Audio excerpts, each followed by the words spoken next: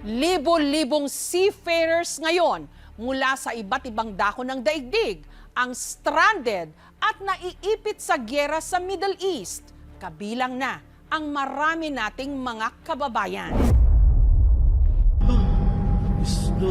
Malalim na ang gabi nito lang March 12 nang ang kalangitan ng Iraq biglang nagliwanag. Nagising ka sa sabog? Oh.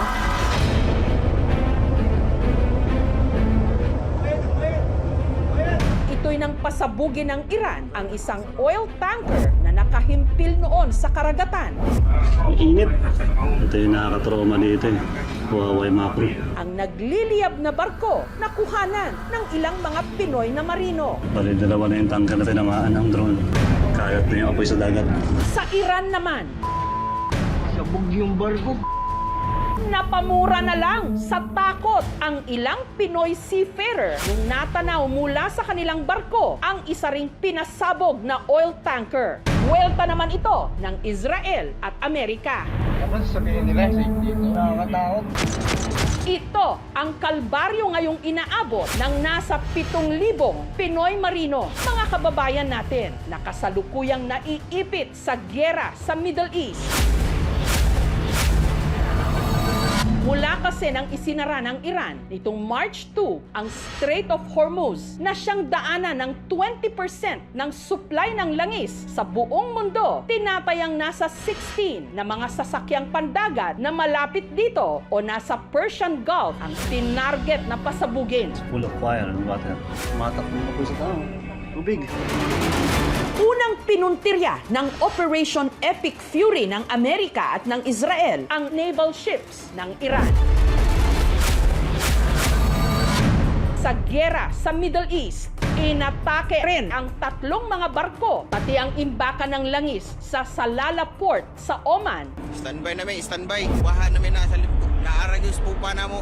Nito lang Biyernes, Sabado rito sa Pilipinas, binomba rin ng Amerika ang itinuturing na crown jewel ng Iran sa Persian Gulf, ang Karg Island, na siyang pinakamalaking oil terminal ng Iran. Sa palala ng palalang sigalot ngayon sa Middle East, paano na ang ating mga marinong Pinoy na naglalayag ngayon sa pagitan ng kabuhayan at kamatayan? Sabog yung barko. Isa sa mga naipit sa Strait of Hormuz ang magsasampung taon ng seafarer sa Dubai na si George. Tumangging magpa-interview ang kanyang misis, pero humarap sa aming kamera ang pinsan niyang si Roma, tito na si Tobias at ang tita niyang si Librada. Nung March 1, nag-chat agad ako sa kanya. Ano na dyan, kamusta na dyan? Kasi may gera nga. Sabi niya naman sa akin, ayos naman kami dito, tuloy lang ang trabaho. Hanggang nitong March 5, si George, meron daw silang operasyon sa United Arab Emirates. Pagpatak ng alas 7 ng gabi, nakapag-abiso pa siya sa kanyang pamilya ng kanilang lokasyon malapit sa Iran. Lula ng isang tugboat, ang Musafa 2. Bago tuluyang nawala ng signal, si George nakapagpadala pa ng larawan. Ito yung sa yung sa sobrang alon, nagkanda tumbahan yung mga ref nila sa loob ng tugboat. Sa litratong ito na sinend din ni George, makikitang nasa loob siya ng tugboat kasama ang 5 pang ibang seafarers. Nakailang baba na siya balik naman doon. Kaya kampante ka na Alas 6 kinabukasan, March 6, ang pamilya ni George kinontak na ng pinagtatrabahuan niyang kumpanya. Yung asawa niya, nagsabi na nga sa kanya na si Kuya ay missing. Hindi pa ako makapaniwala. Lahat kami, nabigla. Doon na lang din nila napagtanto na ang pangkat ni George pinadala raw ng kanilang kumpanya para tulungan ang container ship na Safin Prestige na tinamaan din ng missiles at na-stranded sa mismong Strait of Hormuz. Kahit pa nung mga oras na yon, napakadelikado dahil sa mga pinauulang missiles at drones.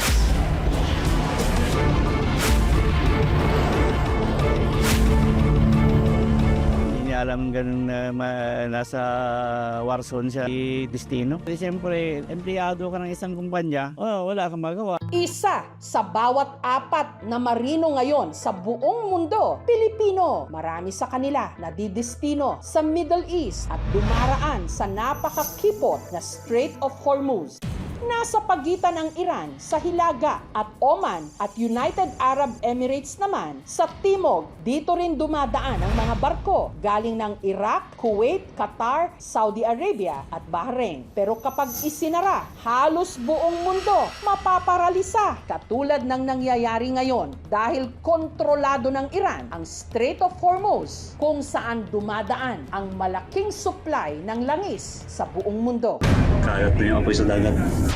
Bago ang gyera sa Middle East, nasa 144 na mga barko ang dumadaan sa Strait of Hormuz araw-araw. Sakay ang libo-libo nating mga marino, gaya ni Harold, hindi niya tunay na pangalan. Swerteng nakatawid pa ang sinakyan niyang tanker sa Strait of Hormuz bago ang gyera. Habang kami ay nagtatrabaho, hindi mawawala minsan na madaming nakakabulabog na mga tunog ang aming nadidinig. May mga missile attacks din na aming nakikita sa di kalayuan. Mas madami sa amin, sa mga kasamahan ko, ay nagkakaroon na ng mga panic attacks, anxiety. Pinapa-concern din namin kung magtatagal pa ang kaguluhang ito, ay hindi na magiging sapat ang supply ng aming pagkain at tubig. Hindi lang daw kasi mga bumabiyahing barko ngayon ang pinupuntirya, pati na mga pantalan. Standby namin, standby. Wahan namin nasa naaragis po pa na mo. Ang tubong Agusan del Norte na si Jake, hindi rin niya tunay na pangalan, nasaksihan mismo ang pag-atake sa Salalah Port sa Oman. Sa mga kuha niyang video, makikita ang itim na usok mula sa inataking oil terminal. Disgrasya na!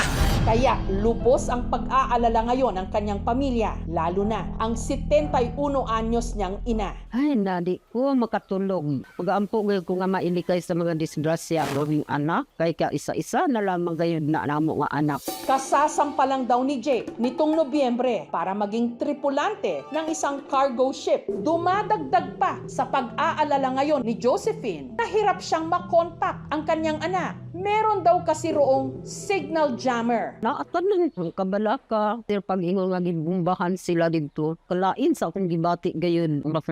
Ulaps ba? Mabuti na lang at sa huli raw nilang pag-uusap, ligtas si Jake. Ayaw na kabalaka.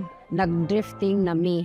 Ang kwento ni na Harold at Jake, iilan lang sa halos 1,000 mensaheng natanggap ng Marino PH, pribadong grupong nagsusulong ng karapatan at seguridad ng Pinoy seafarers. Our community, it's a platform for seafarer to raise voices para sa mga seaman. Tumutulong din ang kanilang grupo sa pakikipag-coordinate sa pag-rescue sa mga na-stranded na Pinoy Marino, katuwang ang ating gobyerno. Ayon sa datos ng DMW o ng Department of Migrant Workers, nasa 7,000 ang apektadong Pinoy seafarers ngayon sa Middle East, kabilang na ang 38 na sakay ng ilan sa mga inataking barko. Ang good news, walang nasaktan. Bagamat may mga insentibo ang ating seafarer na lumayag sa high risk o kaya sa warlike, may bonus silang tatanggapin, double compensation. Abay, may risk assessment dapat na ginagawa ang isang ship owner. Pag sinabi nating refuse to sail, ayokong sumama at gusto ko nang bumaba dahil delikado ang buhay ko, kikilalanin at i-recognize mo yun. At siya po ay dapat i-repatriate sa isang ligtas, secure na port at tulungang makauwi. Nagising ka sa sabog? Oo nga. Kung titignan natin, pagbabatayin natin yung mga nakaraang digmaan, tumatagal ito ng normally mga 3 hanggang 6 na linggo. Depende doon sa mga motibo kung ito ba ay na-reach na o hindi. Pwede pa talaga itong lumawig pa. Samantala, sa pagpapatuloy ng paghahanap sa nawawalang seafarer na si George, napag-alamang hindi siya nairehistro ng may-ari ng barko sa opisyal na listahan ng mga tripulante. May kahihinatnan yung kanyang employer. Ibig sabihin, sasampahan natin ng isang aksyon yan at hahantong yan sa isang disciplinary sanction. Sinubukan ng aming programa na kuhanan ng pahayag ang kumpanya ni George na nakabase sa UAE, pero hindi pa kami nakatanggap ng sagot mula sa kanila habang ginagawa ang ulat na ito. Daddy, sabi mo tawag mo ko. Hindi mo ba ako family? Hindi mo natawag me. Ay, sorry naman po. At busy lang si daddy ngayon maghapon.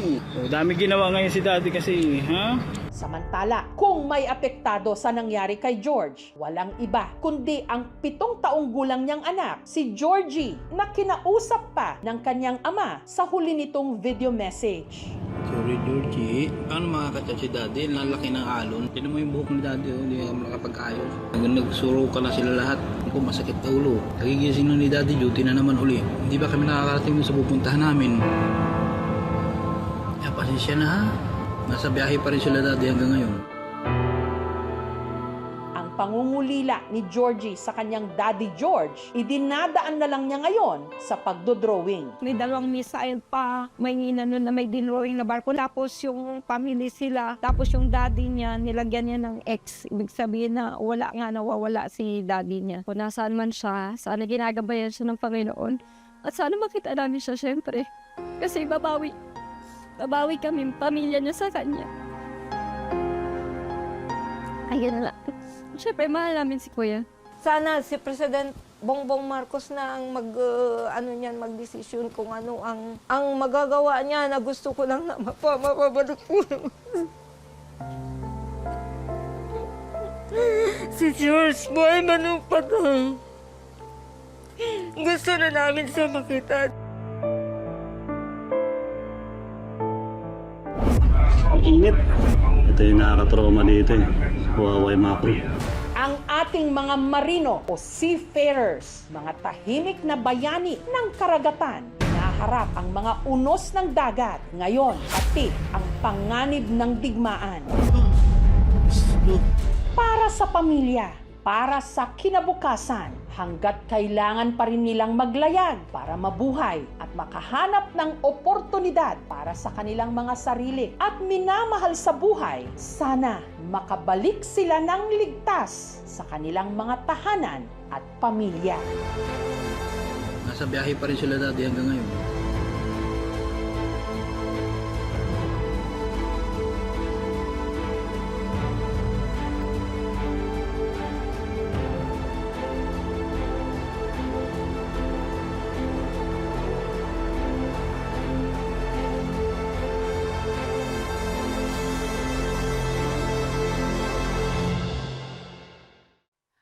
Thank you for watching, mga kapuso. Kung nagustuhan niyo po ang videong ito, subscribe na sa GMA Public Affairs YouTube channel.